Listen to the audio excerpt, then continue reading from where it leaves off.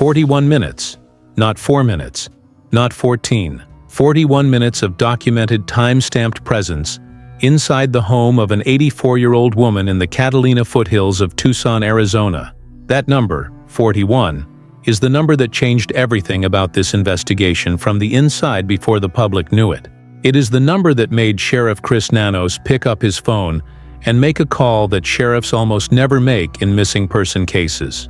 It is the number that separated what law enforcement was being told about what happened to Nancy Guthrie from what the evidence was actually showing them. And it is the number that, when you understand what it means, when you understand what experienced investigators understand about human behavior and criminal timing inside residential properties, makes the kidnapping narrative collapse.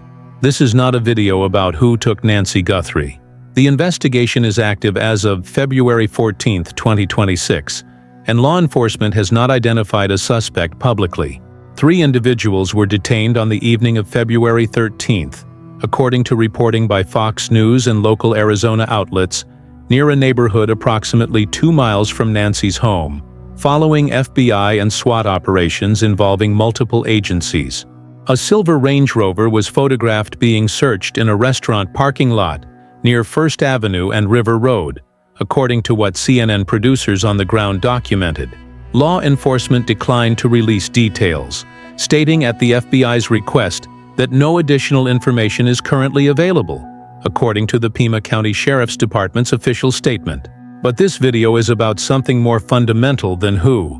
It is about why Sheriff Nanos knew from the beginning that what happened inside Nancy Guthrie's home was something different from what the ransom notes were telling everyone. It is about 41 minutes, essential medication left on a kitchen counter, security cameras that failed in ways that suggested prior knowledge, ransom communications that violated every behavioral pattern of professional abduction for financial gain, and DNA found at the property that does not belong to Nancy or anyone close to her, according to the Pima County Sheriff's Department's official statement released on February 13th. It is about why a veteran sheriff, the moment he reviewed what investigators found at the scene, called in homicide detectives for a case where no body had been found. When law enforcement abandons standard procedure that early, it means the evidence is already moving in a direction that no one wants to follow. Before we examine every piece of evidence in this case and what it tells investigators about what actually happened, make sure to subscribe and hit that notification bell right now. Here at the Investigation Room, we do not speculate. We examine the documented evidence, the confirmed official statements, and the investigative patterns that experienced law enforcement recognizes even when the public hasn't yet caught up with what the evidence is actually showing. New investigations and case updates every week. If you think this case is exactly what the ransom notes want you to believe it is, watch this video first, then decide. Hit the like button and tell me in the comments, do you believe the ransom demands in this case are real? And why? Now let's start where the investigation actually started, not with the ransom notes, with 41 minutes. Before any analysis, any theory, any evidence, we need to understand who this investigation is about. Because the moment she becomes an abstraction, the moment she becomes a case number or a media story rather than a person, we lose the most important thing about this entire investigation. Nancy Long Guthrie was born on January 27, 1942, in Fort Worth, Kentucky, according to public records and family statements. She is 84 years old. She raised 3 children in Arizona over more than 5 decades: Annie, Savannah, and Cameron. She became a grandmother. She remained mentally sharp, cognitively clear, and engaged with the world around her well into her 80s. Her daughter Savannah described her in a video released on February 13th, according to what CNN reported of the statement, in terms that reveal a woman whose presence is felt immediately by everyone who knows her. Our mom is a kind, faithful, loyal, fiercely loving woman of goodness and light, Savannah said, according to CNN's coverage. She has grandchildren that adore her and crowd around her and cover her with kisses. That woman, that grandmother, was taken from her home sometime in the pre-dawn hours of February 1, 2026, according to the official timeline established by investigators. And the manner in which she was taken, the evidence left behind, the evidence not left behind, and the evidence that shouldn't have been there at all, forms the investigative foundation of everything we are about to examine. Sheriff Chris Nanos described Nancy to reporters as sharp as a tack, according to what multiple outlets documented from his press conference statements. She had no cognitive impairment, no dementia, no conditions that would cause confusion or disorientation. She was physically limited, with mobility concerns that law enforcement acknowledged publicly, and she required daily medication for serious health conditions, including a pacemaker, according to what the sheriff confirmed, but her mind was clear. She knew exactly what was happening the night someone entered her home. That clarity matters to everything that follows, because what happened to Nancy Guthrie was not the random targeting of a vulnerable elderly woman by criminals who happened upon an opportunity. According to what the evidence pattern shows, what happened required detailed knowledge, specific knowledge, the kind of knowledge that comes from proximity, not distance. The number is in the digital record: 41 minutes of documented presence inside Nancy Guthrie's home, according to what investigators established through digital timestamps and electronic evidence reviewed during the investigation. To understand why that number matters, you need to understand what experienced law enforcement knows about criminal behavior during residential intrusions, not what criminals say about it afterward, what the behavioral record of thousands of cases actually shows. Time is the absolute enemy of criminal success inside a residence. Every additional minute spent inside a target location exponentially increases the risk of discovery, increases the probability of witness identification, increases the chance of something unexpected happening that forces an improvised response. This is not theory. This is documented behavioral reality that former homicide detective Ted Williams described in public media appearances with the authority of decades investigating violent crime in Washington, D.C., according to his media statements.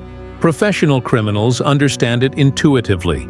They build their operations around minimizing time inside target locations. Professional burglars operate with what specialists describe as militaristic precision: entry, target acquisition, exit. The documented average operational duration for experienced property criminals is approximately 5 minutes. That is the benchmark established by behavioral research across thousands of residential crimes. 5 minutes in, target secured or acquired, out. 10 minutes suggests either inexperience or prior knowledge of a high-value specific target that justifies extended search. 15 minutes indicates serious risk tolerance or desperation that experienced criminals avoid. 20 minutes inside a residence begins to approach the behavioral territory associated with something beyond property crime, something personal, something that requires time because the objective itself demands it.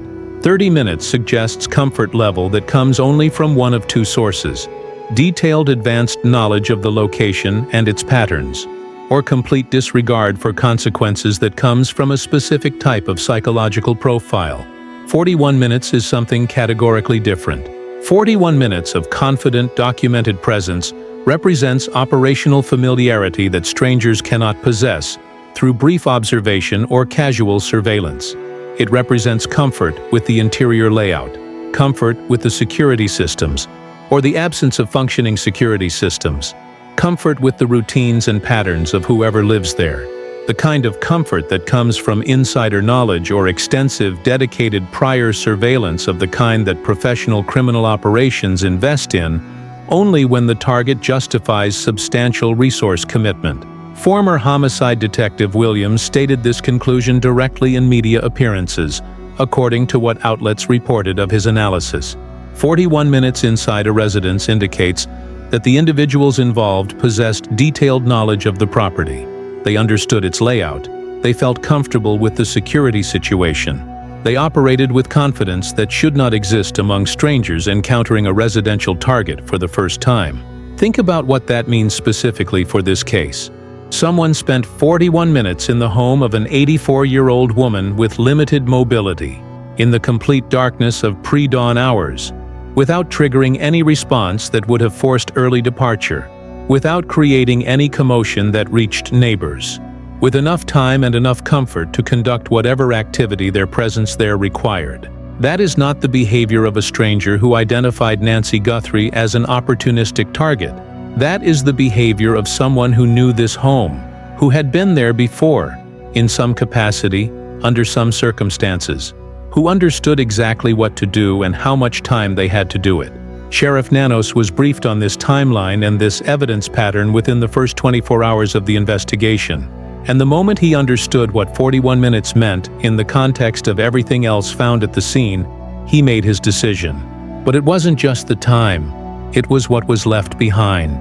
Nancy Guthrie's essential medications remained in her home after whoever took her spent 41 minutes inside it, according to what Sheriff Nanos confirmed publicly. Not hidden, not locked away, accessible, visible on the kitchen counter where she kept them for easy morning access, according to what the investigative record suggests.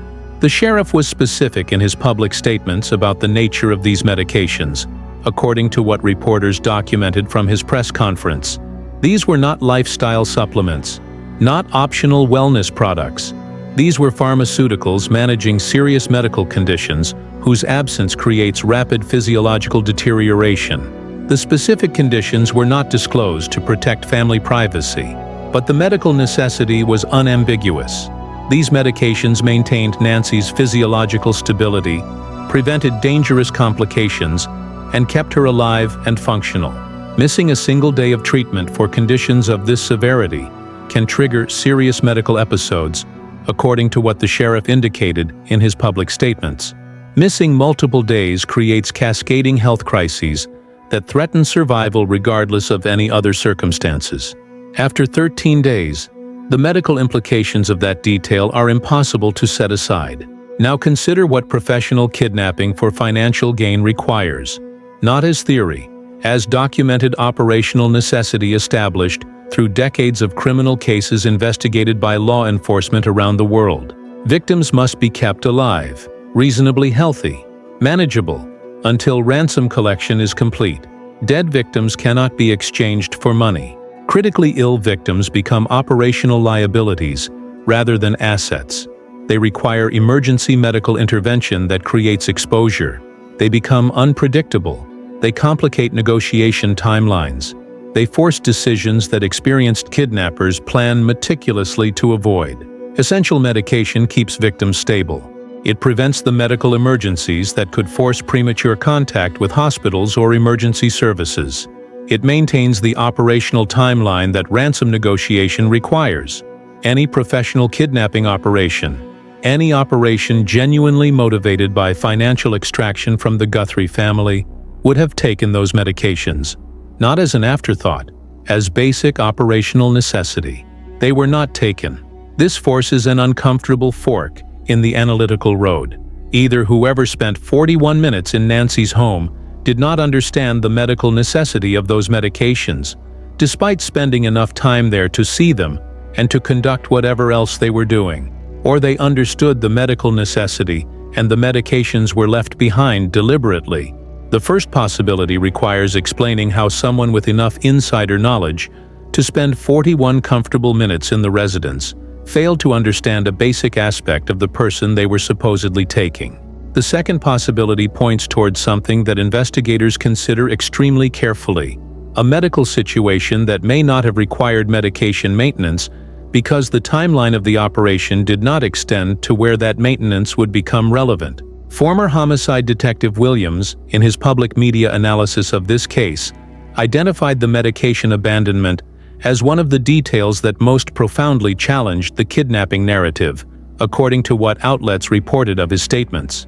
His assessment was direct. This detail, combined with the 41-minute timeline and the security system evidence, pointed toward planned, deliberate operation that did not include keeping Nancy alive long enough for successful ransom collection to be relevant. Sheriff Nanos heard this analysis from his own investigators, and it confirmed the professional judgment that was already forming based on what the 41 minutes alone told him. Then investigators looked at the cameras. Nancy Guthrie's residence was equipped with what the investigative record describes as a professional-grade security installation, according to what was established during the investigation. Multiple cameras positioned to provide comprehensive coverage of key areas around the property perimeter. A Google Nest doorbell camera on the front porch. Additional cameras at interior locations. During the 41-minute window when someone was present in her home, according to the digital timeline investigators established, the interior cameras were not functioning, not broken by mechanical failure, not disabled by power surge or random equipment malfunction, inoperable in a manner that suggested deliberate intervention, or critically advanced knowledge of which specific systems needed to be addressed. The doorbell camera disconnected at 1:47 a.m., according to the precise timestamp Sheriff Nanos presented in his February 5th press conference. Not because it malfunctioned, because someone disconnected it, as the recovered surveillance footage would later demonstrate. Professional security systems include redundancies specifically designed to prevent this type of selective targeted failure. Backup power supplies, tamper alerts, multiple overlapping cameras. These redundancies exist precisely because security companies understand that criminals will attempt to disable surveillance. The systems are built to make complete disabling extremely difficult without detailed knowledge of the specific installation. The pattern of camera failure at Nancy's home indicated something that investigators recognized immediately, according to what the subsequent investigative decisions reflected. This level of security system awareness indicates familiarity that cannot be achieved through casual observation from the street.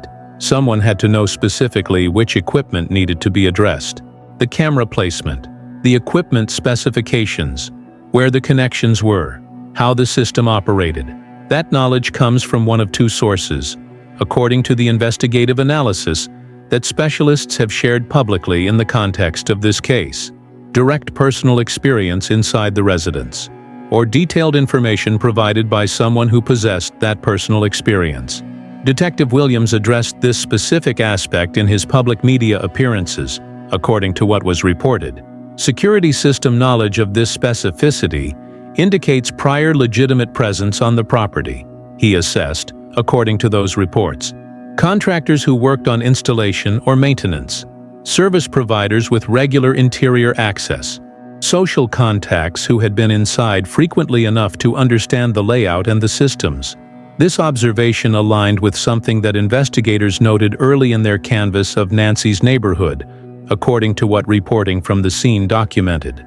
A neighbor specifically commented to investigators, according to what media coverage reported, that Nancy's roof appeared recently and unusually well maintained, clean and kept compared to neighboring properties that had accumulated typical seasonal weathering. This observation suggested recent contractor activity, work that would have given a professional legitimate reasons to spend extended time on and around the property. Opportunities to observe security installations, multiple return visits that would build familiarity with patterns, routines, and vulnerabilities. Service professionals possess exactly the insider knowledge that the evidence pattern in this case required. They understand property layouts because they work within them. They observe security equipment because they navigate around it. They develop familiarity with residents' schedules because they coordinate their work around them. They have reasons to be there that no one questions. The timing of Nancy's disappearance added another dimension to this analysis that investigators could not ignore. Nancy Guthrie was taken on the exact weekend that Savannah Guthrie was scheduled to travel internationally for NBC's coverage of the 2026 Winter Olympics, according to what the reporting on Savannah's professional commitments documented. Olympic coverage assignments are not spontaneous decisions. They are determined weeks or months in advance through complex network planning that involves production teams, travel arrangements, broadcasting logistics, accommodation coordination, and international credential processes. Savannah's assignment would have been known to her professional circle, her social contacts, and by extension anyone within the extended network of people who interacted with the Guthrie family in personal or professional capacities. Someone with knowledge of that travel commitment would understand specific things about the vulnerability window it created. Nancy would potentially be alone for extended periods.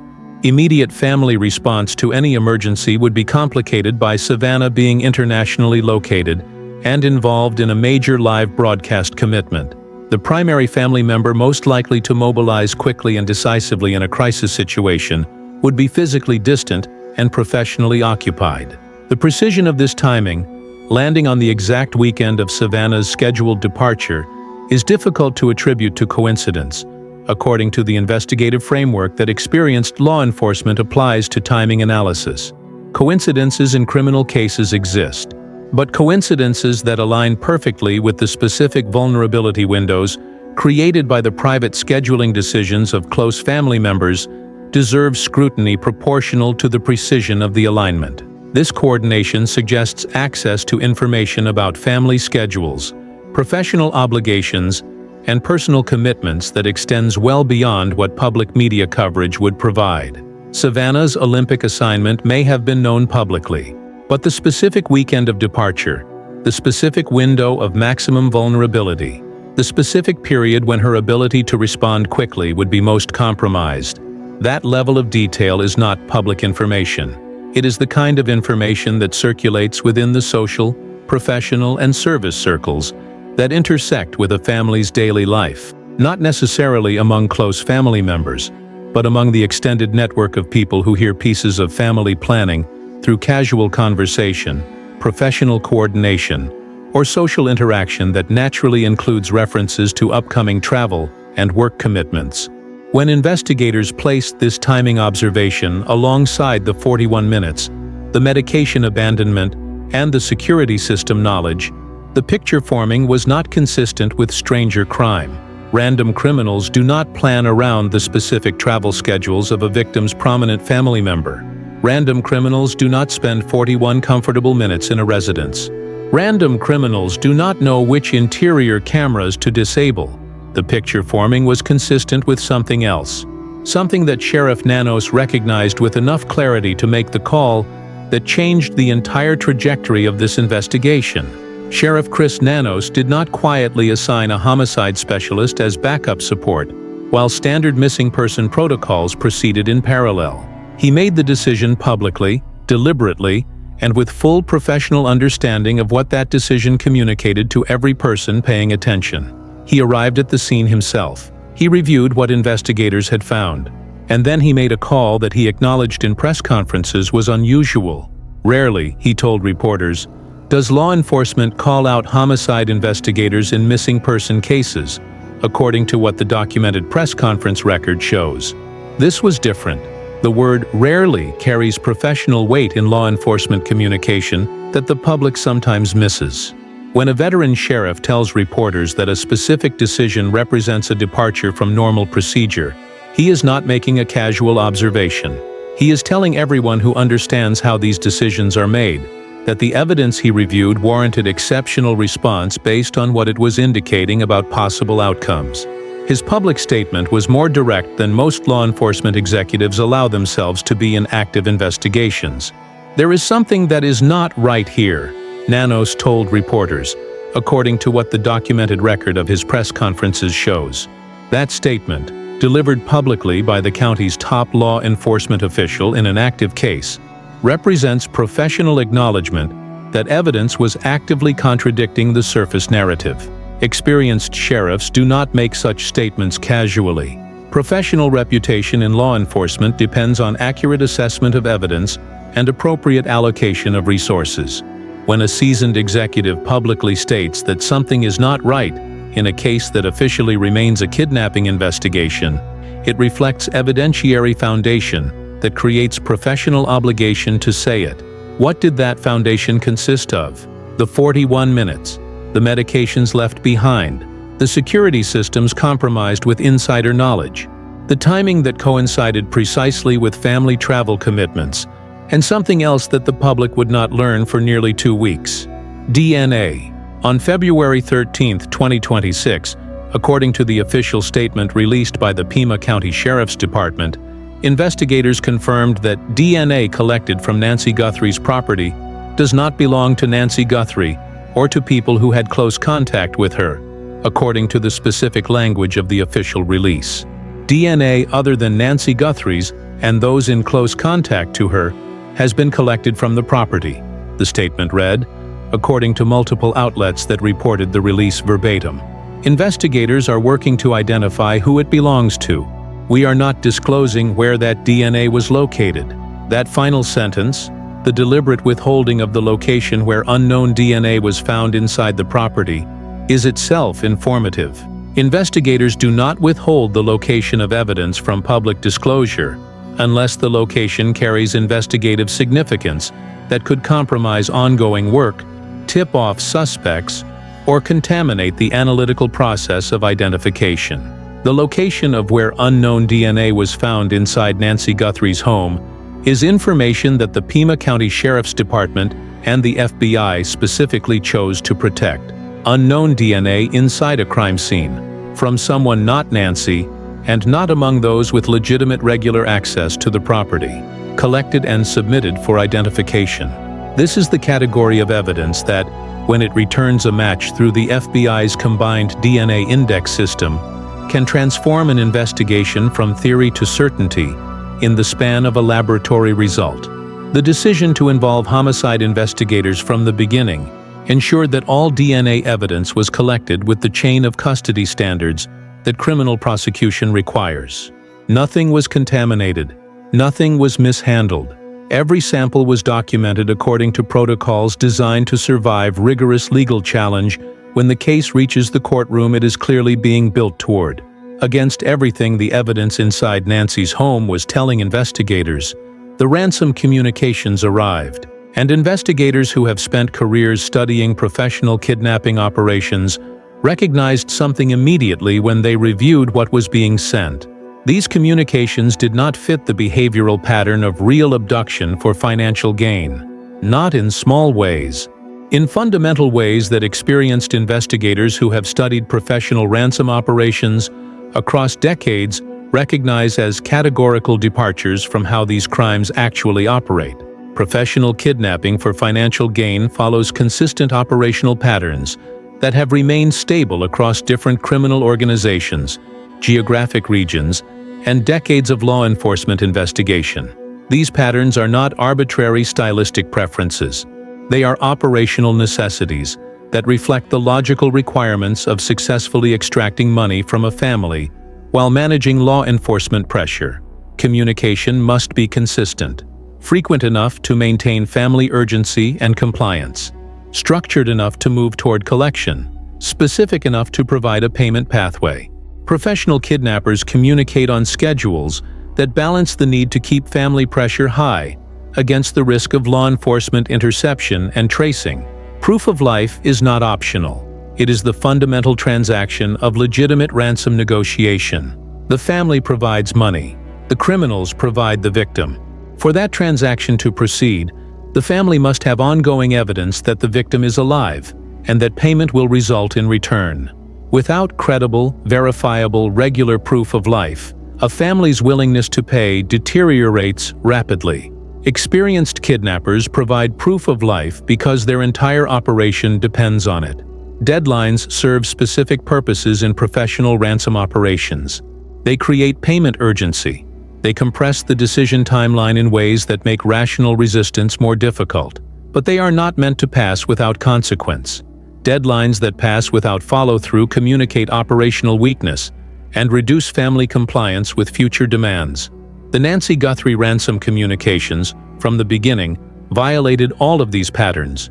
Multiple deadlines passed without credible follow-through or rescheduling, according to what the documented timeline of communications shows. A $6 million Bitcoin demand with a 5 p.m. Thursday deadline arrived at Kajun TV, according to their report, and a second deadline for the following Monday. Both passed, according to what the timeline documents, without the consequences or continued negotiation pressure that professional kidnapping operations maintain. Communication became erratic rather than systematic, inconsistent rather than structured. The family was receiving messages, then gaps, then messages from sources whose authenticity couldn't be verified, according to what the reporting around the communications documented. Most critically, no acceptable proof of life was provided, according to what law enforcement sources told reporters covering the investigation. No specific details about Nancy's current condition. No location markers confirming her current status. No personal information that only Nancy could provide that would demonstrate ongoing direct access to her.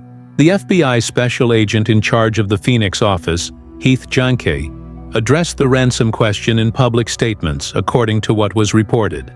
Whether to pay any ransom, he said, is ultimately the family's decision, according to the FBI's advisory position on the matter. But the absence of verifiable proof of life left the family and investigators without the fundamental evidence that legitimate ransom negotiations produce. Former FBI Special Agent Catherine Schweit, who investigated a strikingly comparable case in rural Wisconsin in 2003, made this point directly in her interview with NBC News, according to their reporting. In the Wisconsin case, an 88-year-old grandmother was abducted by her granddaughter's boyfriend for ransom. The criminal communicated aggressively and consistently from the beginning, according to Schweit's account, because successful financial extraction was genuinely the goal. Payment was the motive. The victim was the asset. The communication reflected that. If you were going to abduct somebody for cash, why wouldn't you aggressively try to get the cash by communicating with the family right from the start? Schweit said, according to NBC News, so you could get your money and return the victim? The question answers itself. The absence of consistent, aggressive, proof-of-life-backed communication in the Nancy Guthrie case tells investigators something about whether financial extraction is actually the operational objective. Then Derek Colella happened, and in a case already complicated by questions about ransom authenticity, Colella's arrest added an entirely new layer. On February 4, 2026, Annie Guthrie and her husband Tommaso Cioni received a text message from an unknown number, according to the federal criminal complaint. The message read, according to court documents, "Did you get the Bitcoin? We're waiting on our end for the transaction." 3 minutes later, a family member received a 9-second call from the same number. Investigators traced that number through VoIP registration to Derek Colella, 42, of Hawthorne, California, according to the complaint. He was arrested on February 5th. He admitted to sending the messages, according to the complaint. His explanation: he had been watching television coverage of the case and was trying to see if the family would respond, according to what the complaint documented of his statements. He got the family member's contact information, he told investigators, from a cyber website. Colella's arrest on federal charges, including transmitting a demand for ransom in interstate commerce and using telecommunications to harass with anonymous intent, according to the charges filed, served multiple investigative purposes simultaneously. It removed a fraudulent communication from the investigative landscape. It demonstrated the speed and effectiveness with which investigators can trace digital communications when they choose to pursue them. And it sent a message, formalized in the Department of Justice statement, that the United States Attorney's Office and the FBI would continue to hold accountable anyone seeking to interfere with federal investigations or profit from a victim family's grief. But Colella's arrest also highlighted something about the authentic ransom communications that remained unresolved. If one person with no connection to the crime could identify family members' contact information and send demanding texts through VoIP technology within days of national media coverage, how does an investigator distinguish that fraud from legitimate communications generated by actual perpetrators? The answer, according to what law enforcement experts have explained in the context of this case, lies in proof of life. Authentic communications from people who actually have Nancy would include information that only someone with access to Nancy can know. Information that Derek Colella, watching television in Hawthorne, California, could not possess. The absence of that information from any of the ransom communications is itself investigatively significant.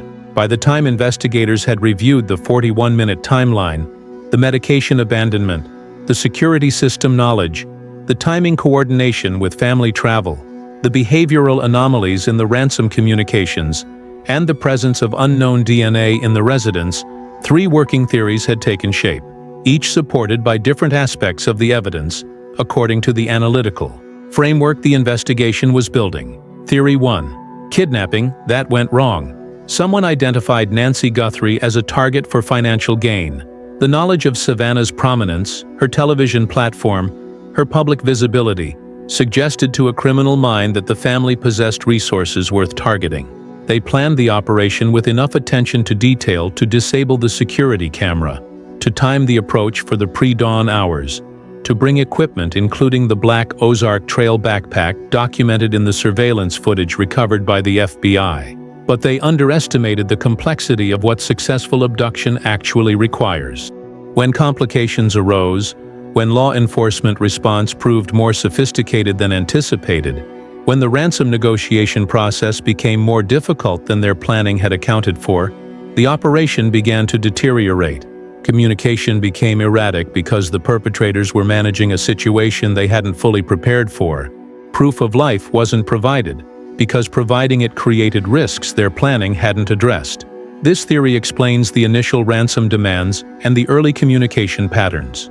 It accounts for mistakes that more experienced operators would avoid. It provides a framework for understanding why the communications look increasingly amateur as the case develops. But it struggles with the evidence that contradicts it. The 41 minutes of confident presence inside the residence contradicts the operational inexperience that would explain the communication failures. The security system knowledge demonstrates sophistication that coexists uncomfortably with the amateurism of the ransom communications. The medication abandonment remains unexplained by operational incompetence, because even inexperienced criminals would understand that keeping an elderly woman with serious cardiac conditions alive requires her medications. Theory 2. Staged abduction, designed to misdirect investigation. What happened to Nancy Guthrie occurred for personal reasons that had nothing to do with random criminal targeting, financial disputes within family or social circles, business conflicts involving property, inheritance, or investment, personal grievances arising from resentment, history, or psychological factors that created motive for targeting Nancy, specifically rather than randomly. The ransom element provided a cover story, a narrative designed to point the investigation toward stranger crime, toward external criminal threat, toward the framework of kidnapping for financial gain, rather than toward the people closest to Nancy with the most detailed knowledge of her life, her vulnerabilities, and her circumstances. This theory better explains several of the most troubling evidence patterns.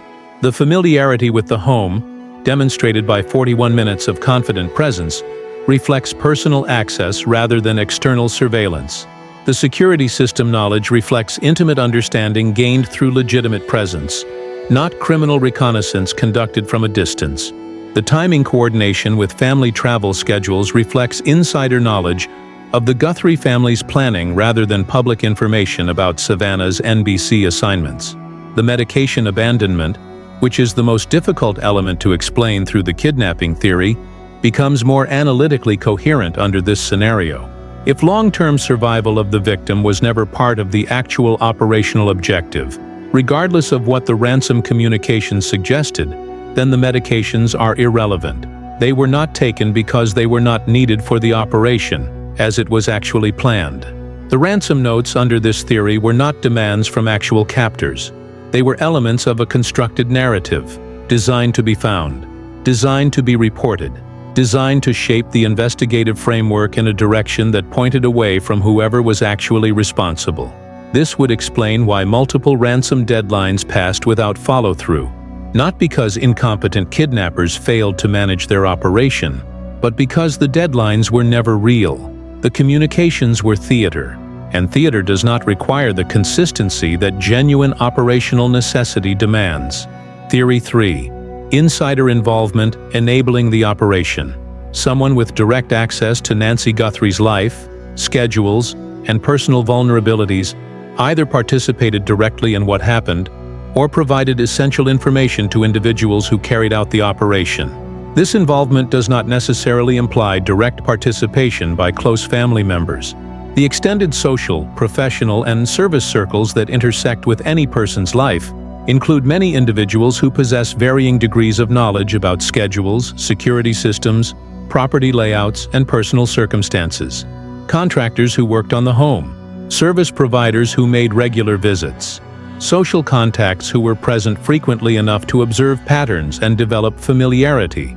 Any of these individuals might have provided critical information, intentionally or inadvertently, to someone who used it to plan and execute what happened on the morning of February 1st. They might have mentioned Nancy's routine, described her security system, noted that a family member would be traveling internationally on a specific weekend, identified the camera locations, described the interior layout. Information that seems casual and harmless in one context becomes operational intelligence in the hands of someone planning a crime with the specificity demonstrated by the evidence in this case. The investigative implication of this theory is that the suspect pool is not limited to strangers or to close family. It includes the extended network of people whose legitimate interactions with Nancy Guthrie, over months or years, created the knowledge base that the 41-minute operation required. Investigators focused their attention on specific questions designed to systematically narrow this pool, according to what the investigative record of the case reflects. Who possessed detailed knowledge of the residence layout? Who had prior access to the security system? Who knew Nancy's daily routines? Who had information about family travel schedules? Who had legitimate professional reasons for the kind of extended presence inside the home that the evidence pattern suggested? Contractors were examined intensively, according to what the investigative record indicates. Service providers were interviewed. The neighbor's observation about the recently cleaned roof became a specific investigative lead, pointing toward professional activity at the property in the period before the disappearance. Multiple Pima County agencies, the FBI, Marana PD, Oro Valley PD, and Sahuarita PD, according to what media on the ground documented during the February 13th operations, participated in the coordinated law enforcement activity that resulted in 3 individuals being detained. While the theoretical frameworks above represent investigative analysis rather than established fact, the forensic evidence being collected and processed in this case represents material that does not care about theories. It simply is what it is. The FBI's Video Forensic Analysis Unit erected a white forensic tent outside Nancy's home on February 12th, according to what Fox News Digital reported, with photographs of the operation. Specialists who have worked other major cases, including the Brian Kohberger investigation, according to Fox News Digital's reporting based on their sources, were on site. An osteometric board was brought in. Investigators recreated nighttime conditions to match those on the morning of February 1st, according to what a law enforcement source told CNN. The result of that work was a physical description that the FBI published officially on February 12th, according to what multiple outlets reported of the announcement. A male suspect, approximately 5 feet 9 inches to 5 feet 10 inches tall, average build, carrying a black 25-liter Ozark Trail hiker pack, the specific private label Walmart backpack that has since become one of the most analyzed items in a criminal investigation in recent memory. The height determination, according to former FBI Executive Assistant Director Joshua Scully, who analyzed the methodology for CNN, was produced through technology he described as extremely accurate, according to CNN's reporting of his statement. This is not an estimate. It is a forensic measurement derived from specialized analysis conducted at the actual location by a specialized unit with calibrated instruments. That backpack, the Ozark Trail hiker pack, confirmed as black and 25 liters by the FBI's official description, is exclusively sold through Walmart, according to what the private label brand designation means. Every backpack sold at Walmart creates a potential transaction record. Credit card purchases, loyalty account data, in-store security footage. If this backpack was purchased at Walmart, and most Ozark Trail products are, the pathway from product to purchaser may exist in retail data that investigators with appropriate legal process can access. Several gloves have been recovered during the investigation, according to the Pima County Sheriff's Department's official statement, which clarified that the closest gloves were found approximately 2 miles from the home, according to what the statement specified. The gloves visible in the surveillance footage, the vinyl or heavy-duty rubber type designed to prevent fingerprint transfer, are the kind of evidence that yields DNA from the inside. When a person wears gloves during physically demanding activity, The interior surface collects biological material, sweat, skin cells. DNA that the gloves were specifically worn to prevent leaving behind is instead concentrated on the interior surface they were in contact with. Those gloves are in forensic analysis, according to confirmed reports. The results are not yet public. And then there is the unknown DNA found at the property itself. DNA other than Nancy Guthrie's, and those in close contact to her, has been collected from the property, according to the official Pima County Sheriff's Department statement released on February 13th. Investigators are working to identify who it belongs to, according to the same statement. The location is being withheld from public disclosure. Unknown DNA inside a crime scene. From someone with no established legitimate presence at that location. This is the category of evidence that resolved the cases of the Golden State Killer, the Idaho student murders, and dozens of other investigations that had stalled or seemed impossible to break. When forensic genealogy is applied to a DNA profile that doesn't match any existing law enforcement database entry, it can identify biological relatives whose family trees lead to the individual who left the sample. It can work backward through generations of family history to arrive at a specific person. The technology exists. The capability exists. The sample apparently exists. The question is whether the DNA profile is of sufficient quality for that analysis to proceed, and what it will reveal when it does. On the evening of February 13, 2026, the investigation took a significant visible turn. Fox News, citing a local law enforcement source, reported that 3 individuals were detained in connection with the Nancy Guthrie investigation, according to their reporting published on February 13th. The source described the detained individuals as 2 males and one of their mothers, according to the specific details Fox News published. The source indicated a warrant had been served according to the reporting, and noted that during warrant execution, technically everyone is detained, according to the specific context provided. The Pima County Sheriff's Department confirmed law enforcement activity near Orange Grove Road and North First Avenue, approximately 2 miles from Nancy's home, according to their official post on social media. Multiple agencies were present, according to what 13 News reporter Sean Mahoney, who was among the first at the scene, documented. Vehicles from the Pima County Sheriff's Department, the FBI, Marana PD, Oro Valley PD, and Sahuarita PD were all visible at the location, according to his reporting. A silver Range Rover was photographed being searched in the parking lot of a Culver's restaurant near First Avenue and River Road, approximately 2 miles from the primary scene, according to CNN producers on the ground who documented investigators photographing the vehicle's interior and trunk before it was towed, according to CNN's reporting of what their producers observed. The Pima County Sheriff's Department stated that at the request of the FBI, no additional information about the operation would be released at that time, according to their official statement. This specific language, attributing the information hold to FBI request, indicates that the February 13th operations were part of a coordinated federal strategy rather than local law enforcement acting independently.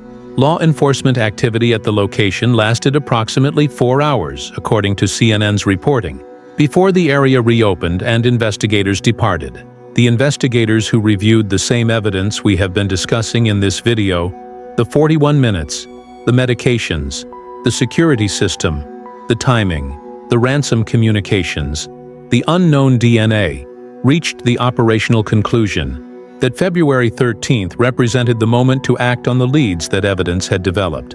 The warrant served at the location near Orange Grove and First. The Range Rover searched and towed. 3 individuals detained and questioned. No arrests have been announced as of February 14th, 2026, according to what official statements confirm. No identities of the detained individuals have been publicly released. The Pima County Sheriff's Department confirmed it will not release information about individuals detained and later released without charges, according to their standard procedure statement, consistent with the constitutional protections that apply to anyone detained but not arrested. But the operational activity of February 13th, the scale of the multi-agency response, the specific location 2 miles from Nancy's home, The warrant that required a judge to determine probable cause was met before it was signed, represents the most significant visible investigative movement in this case since the surveillance footage was recovered. Step back from individual developments, from specific timestamps and specific forensic findings. Look at the entire evidence pattern as a whole. 41 minutes of comfortable, confident, documented presence inside the home. Essential daily medications left visibly behind. Security systems disabled with specific insider knowledge. Operation timed precisely to coincide with the specific vulnerability window created by a family member's previously planned international travel.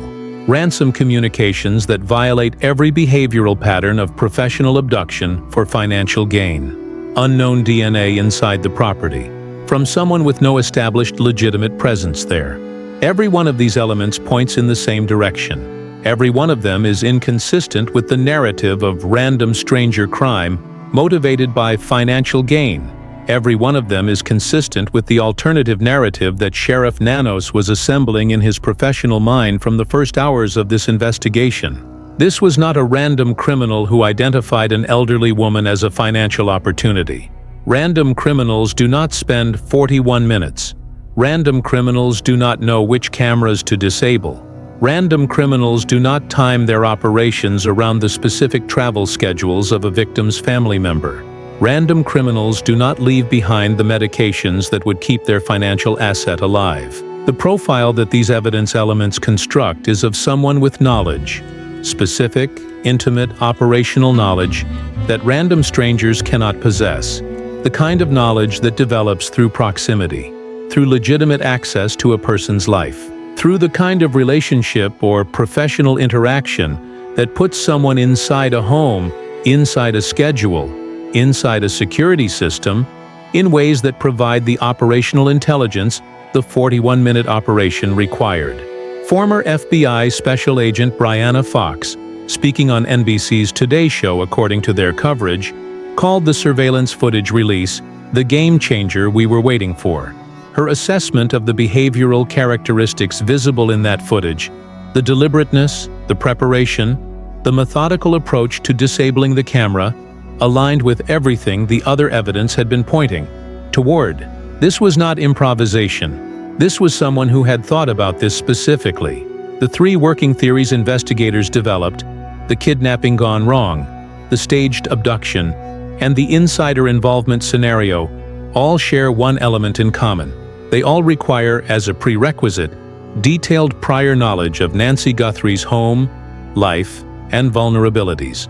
The theories differ on motive, on the nature of what ultimately happened, and on the role of the ransom communications, but they all require someone with insider access to information that strangers cannot possess. That requirement narrows the investigation in ways that random stranger theories cannot. It focuses investigative resources on specific relationships, specific professional contacts, specific service histories that created the knowledge base this crime required, and the unknown DNA found at the property, still being analyzed as of February 13th, represents the forensic bridge that could connect the theoretical narrowing to a specific individual. Sheriff Nanos's early decision to involve homicide specialists was not merely a tactical adjustment. It was an architectural decision about how this entire case would be built, according to what that decision means for evidence collection and eventual prosecution. Evidence collected under homicide investigation standards is preserved with chain of custody documentation that criminal prosecution of the most serious charges requires. Every piece of physical evidence, every digital trace, every sample is cataloged and handled in ways designed to survive the most rigorous legal challenge. The DNA at the property, the gloves found during the search of the surrounding terrain, the footage recovered from the Google Nest camera's back-end systems, all of it was collected by investigators working according to the most demanding standards in law enforcement.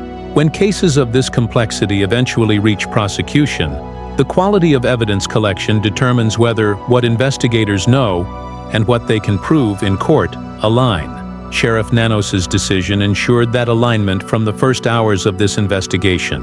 Whatever is eventually established as the truth of what happened to Nancy Guthrie, The evidence supporting that truth was gathered according to standards that will survive courtroom scrutiny. The FBI's 24-hour command post in Tucson remains active according to official statements.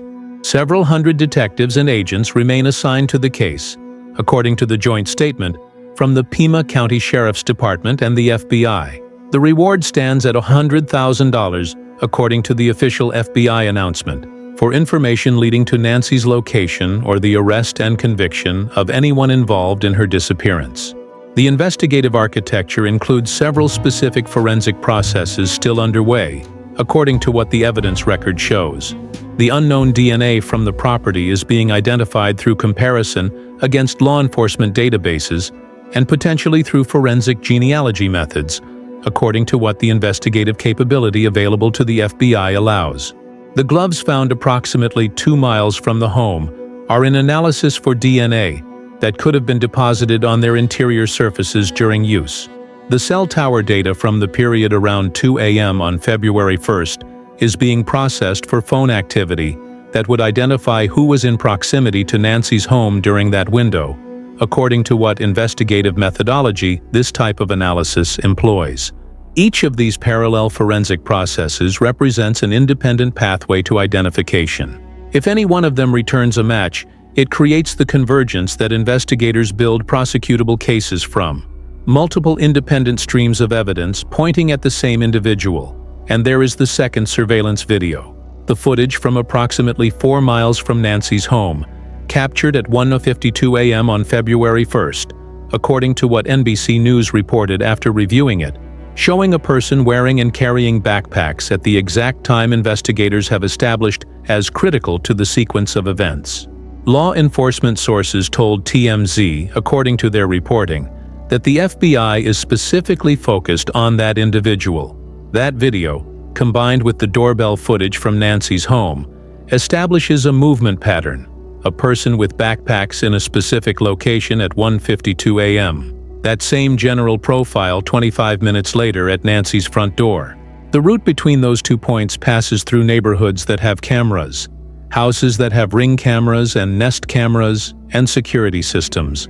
The expanded request for a full month of neighborhood footage, from January 1st through February 2nd, according to the official alert sent to residents within 2 miles of Nancy's home, is building the documentary record that may document every appearance of that individual in this area, including whether they appeared before February 1st. Nancy Long Guthrie was born on January 27, 1942. She raised a family. She built a life in Arizona over 5 decades. She attended game nights and kept Sunday church appointments by video. She was someone her daughter described as a woman of goodness and light, with grandchildren who cover her with kisses. Someone who knew her home, her schedule, and her vulnerabilities, took her from that home in the pre-dawn hours of February 1st. Someone who spent 41 minutes inside that home with a confidence that strangers simply cannot possess. Someone who knew which cameras to disable. Someone who knew the window of vulnerability created by family travel. Someone who left behind the medications that only matter if you intend the victim to survive long enough for them to be relevant. The investigation has produced unknown DNA from the property. 3 individuals detained on the evening of February 13th near a location 2 miles from Nancy's home. A Range Rover searched and towed. Multiple agencies executing a coordinated warrant. A reward of $100,000. Over 18,000 tips processed. Sheriff Nanos said good leads on February 12th, according to what KOL reported. And then February 13th happened. The operations, the warrant, the detentions. The evidence that was always pointing somewhere specific is now actively being followed to that somewhere. The forensic work that was always building toward convergence is now producing the results that warrant searches and justify detentions. The investigative architecture that Sheriff Nanos built from the first hours of this case, built for prosecution rather than just investigation, is now being tested against the evidence it was designed to support. This investigation has been presented with complete respect for Nancy Guthrie and her family. Every analysis presented here is grounded in official law enforcement statements, court documents, and verified reporting from national news organizations. The theories presented are working frameworks that investigators use to analyze evidence patterns, not conclusions about any specific individual's guilt. If this investigation moved you, subscribe to the Investigation Room. Hit that notification bell. We will continue to track this case as the forensic results come in, and as the investigation moves toward the resolution it is clearly building toward. After 14 days, Nancy deserves to come home. Her family deserves answers. The evidence deserves to produce justice. The investigation continues.